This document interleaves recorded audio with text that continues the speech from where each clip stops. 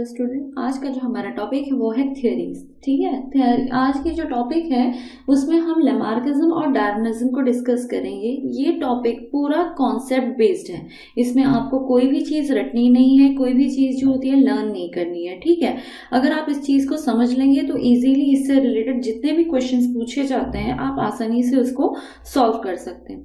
तो पहला जो टॉपिक है वो है लैमार्किज्म। लैमार्किज्म जो है, लैमार्क ने इस थियरी को दिया था, उनका फुल नेम जो है जीन बैप्टिस्ट डी लैमार्क है। ठीक है, ये एक फ्रेंच बायोलॉजिस्ट हैं। इन्होंने अपनी एक बुक पब्लिश की थी जिसका नाम है फिलॉसफी जूलॉजिक। ठीक है, और फिलॉसफी जूलॉजिक में जो होता है, इन्होंने जिस थियरी को डिस्कस किया था वो था use and disuse theory and inheritance of acquired character. ठीक है, तो अकॉर्डिंग टू दिस थियरी, इस थियरी के मुताबिक जो है उन्होंने क्या बताया था, इसके कुछ जो होते हैं 4 कॉन्सेप्ट अगर आप समझ लेंगे तो पूरी के पूरी थियरी जो होती है इजीली आपके समझ में आ जाएगी। देखो, पहला पॉइंट क्या बोला था इन्होंने, the ecological condition in which an organism life cause it to have certain needs. एक पर्टिकुलर इन्वायरमेंट में अगर एक एनिमल रह रहा है तो उसकी कुछ नीड्स होंगी, उसकी कुछ जो होते हैं जरूरतें होंगी जिसको मतलब रहने के लिए। ठीक है, तो these need are made by modification of old organ और by production of new rudimentary organ.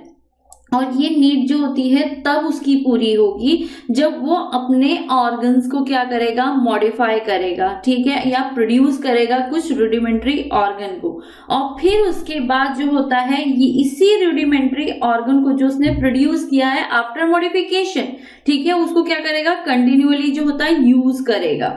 ठीक है, तो जब इसका जो होता है कंटिन्यूअली जब ये इसको यूज करेगा तो इस रूडिमेंट्री ऑर्गन में क्या होगा, उसकी साइज क्या होगी, इंक्रीज करेगी, जिसकी वजह से उसकी कैपेसिटी जो होगी, यानी उस ऑर्गन की जो होती है कैपेसिटी, उसकी साइज जो होती है इंक्रीज कर जाएगी।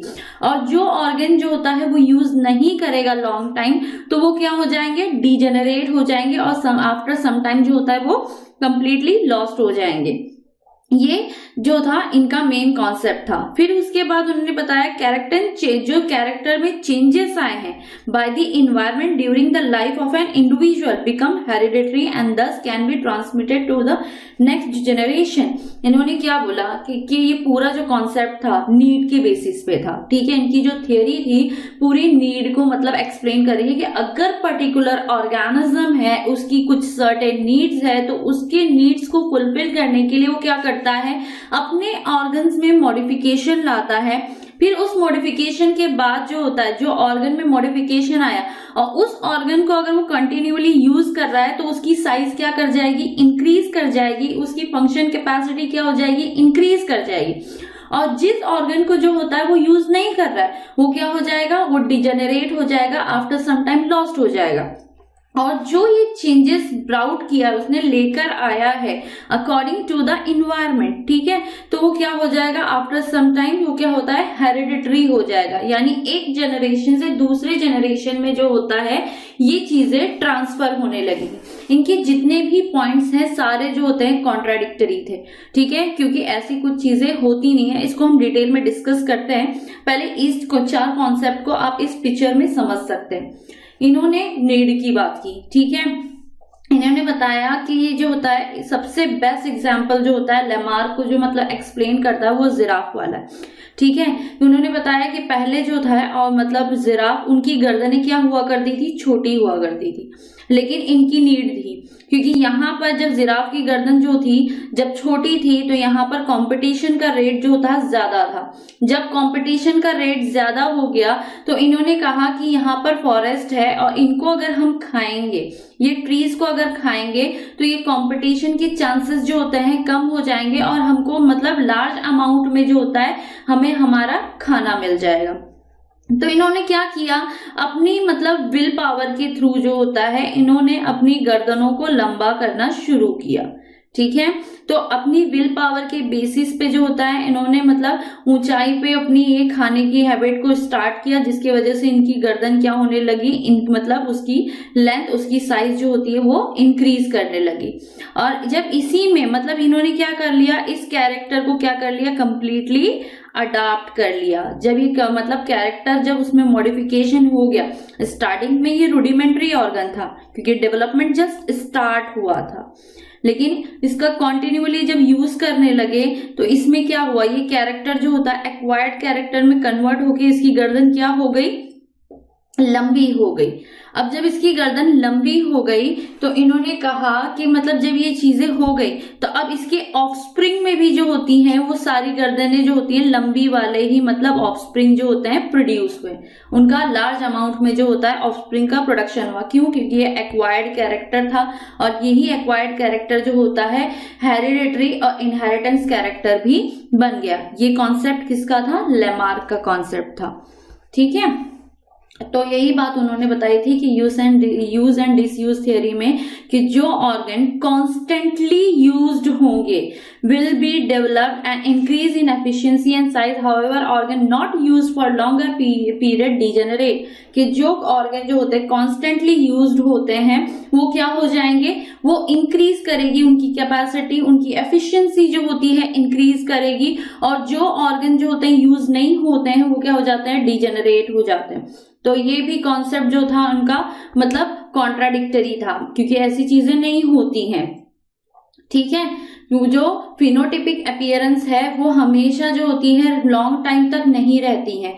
ठीक, तो वही चीज थी कि यूज एंड डिसयूज थ्योरी भी जो होती है इनकी रिजेक्ट हो गई थी। फिर जो दूसरा कॉन्सेप्ट इनका था इनहेरिटेंस ऑफ एक्वायर्ड कैरेक्टर का, जो एक्वायर्ड कैरेक्टर है, जो मतलब रूडिमेंट्री ऑर्गन का जो इंक्रीज हुआ है, जो मतलब उनकी गर्दनें जो लंबी हुई हैं वो क्या होंगी, वो अगेन जो होती है उसमें किसमें, उनके ऑफस्प्रिंग में ट्रांसफर होगी। यही कॉन्सेप्ट था इनहेरिटेंस और एक्वायर्ड कैरेक्टर में। लेकिन ऐसा नहीं होता है। क्यों नहीं होता है? क्योंकि अगर हम अपनी विल पावर से, अपने एक्वायर्ड कैरेक्टर से हम क्या करते हैं, जिम करते हैं, जिम करने के बाद जो होते हैं हमारे मसल्स जो होते हैं अच्छे खासे मतलब डेवलप होते हैं। लेकिन ऐसा जरूरी तो नहीं है कि जो ऑफस्प्रिंग पैदा होता है वो जो होता है उसमें भी वही डोले, वही मसल्स जो होते हैं बन के आते हैं, ऐसा तो नहीं है। उसको अगेन जो होता है उस कैरेक्टर को अडॉप्ट करने के लिए, एक्वायर करने के लिए उसको अगेन जिम करने पड़ेगी ऑफस्प्रिंग को, है ना। तो ये इसी वजह से जो थी इनकी थ्योरी क्या हो गई, रिजेक्ट हो गई।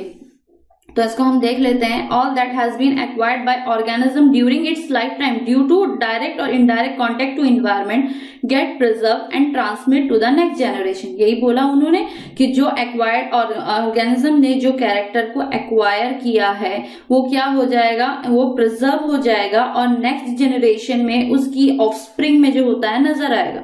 अगर ये नजर आएगा तो ऑब्वियसली जो ह्यूमंस हैं वो जिम कर रहे हैं तो उनके मसल्स जो होते हैं डेवलप हो रहे हैं, तो ऑब्वियसली उसके ऑफस्प्रिंग में भी आना चाहिए। वो उसको तो जरूरत नहीं पड़नी चाहिए कि मतलब वो भी जाके जिम करे, उसके मसल्स तो खुद ब खुद मतलब डेवलप होने चाहिए। क्योंकि हमने क्या की, हमने बहुत मेहनत की है, कंटिन्यूअली जो होता है हमने यूज किया है उसका, लेकिन उसके बाद भी जो होता है ऑफस्प्रिंग में नहीं आ रहा है। इसीलिए ये इसने क्या कर दिया गया, इस थियरी को भी रिजेक्ट कर दिया गया। ठीक है, तो इस थियरी का जो कॉन्ट्राडिक्टरी था वो वाइजमैन ने बताया, मतलब ये कुछ ना कुछ मतलब जो थे मतलब लेमार्क से ये कह रहे थे कि लेमार्क की थियरी जो है ठीक है, लेकिन उनका जो कॉन्सेप्ट है वो कहाँ पर गलत है, वो ये चीज जो होती है वाइजमैन ने अपने एक्सपेरिमेंट के थ्रू बताया। वाइजमैन जो थे ये germ plasm is a biological concept develop in the 19th century by the German biologist August Weismann. ठीक है, तो वीजमैन के थ्रू जो होता है 19th सेंचुरी में जो होता है जर्म प्लाज्म पे थियरी आई और इन्होंने जो होता है मतलब लेमार्क को सही किया। इन्होंने कहा, क्योंकि लेमार्क क्या कह रहा था कि एक्वायर्ड कैरेक्टर मीन जो हमारा फिनोटिपिक अपीयरेंस है वो भी क्या हो रहा है, वो बच्चों में ट्रांसफर हो रहा है। लेकिन इन्होंने क्या बताया कि एक होते हैं हमारे जो सेल्स होते हैं, ठीक है, हमारी बॉडी में दो टाइप के सेल्स होते हैं। एक होती है सोमैटिक सेल्स, ठीक है, दूसरी सेल्स होती है जर्म सेल्स।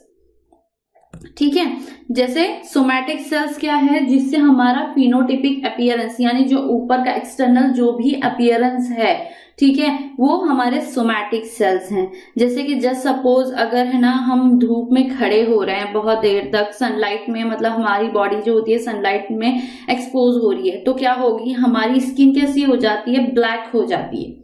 ठीक है, लेकिन फिर आगे अगर मतलब जैसे हम जो मतलब टैनिन आ जाती है, लेकिन फिर अगेन जो होता है